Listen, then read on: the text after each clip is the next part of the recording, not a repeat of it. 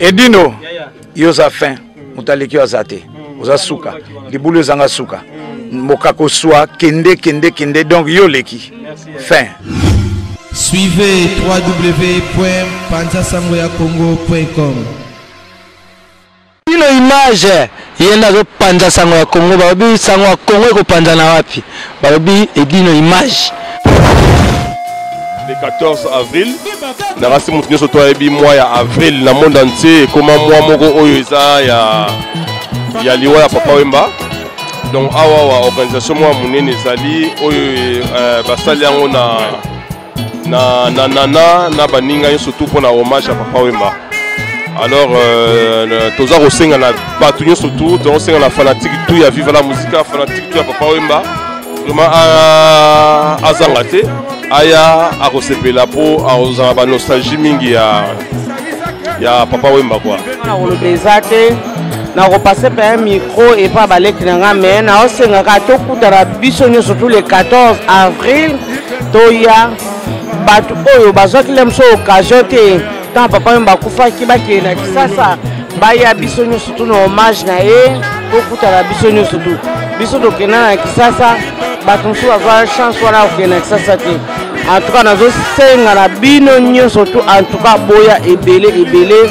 On est ensemble, tous allés pour la papa à bisous. Quand tout le monde parie, vous savez maman sociale. Mon thème a pembe le la José comme le libéro la loi. Bana poto international. Moi j'ai trop parlé. Je suis tellement contente que le 14 ça va Inda. Qu'est-ce que chouchou Shaki Watunda. Maman na biso na passé Iketi Poma ya Pozo Kere ya Jackie Sokere na révèle la Congolia passer na biso na passé Iketi Poma de quoi chiben piana aloba j'ai biso rendez-vous na biso Sali le 14 avril biso nazo invité bino boya to kutana to sangana po soreza ka moko la pote internationale. Nous avons le 14 avril, c'est la bino, nous surtout et aux ala bien. Et ça pour la pote internationale des autres, c'est la 14 Boya et Bélé, Bana la Piré, Namba Bilele, ils allaient 100% Papa Wemba. Donc, Boya Bilama to combien trop dans la placard, il faut bima mukoloana.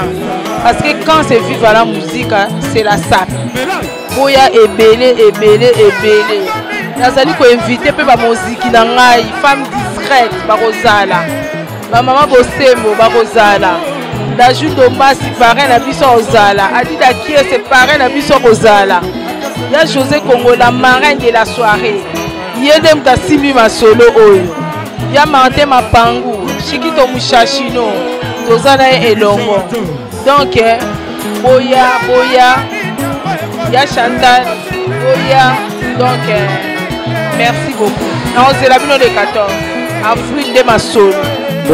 Bonjour, bonsoir, et pas bino beauté la vidéo, tous aussi que présence d'Abino Nyonso, et parmi nous le 14 avril, dans hommage à Papa Wemba, le roi de la rumba. Donc, tolingi to commémorer vraiment journée wana ensemble na bino to bombi forme trop tolingi vraiment to s'amuser to baki ndenge nini to binaki na baso Papa Wemba et c'est ce moment là et tozo like sa bolingo na biso envers lui malgré tout qu'il n'est plus avec nous mais vraiment ba villageois na ba villageoise nyonso tozo sera ke bozala de notre avec nous. Donc, bino moboye bito tozala bino pe bozala biso tozo senga ba marraine na biso ba parrain na biso nyonso boye ki agisse katanga ndenge yebisi ba villageois nyonso donc bozala biso de sumbu tozala yo elongo ya na ngai yo moko bengaka ke petite sœur ya banka donc Chikito Mushashino tozala yo vraiment dans autres samedi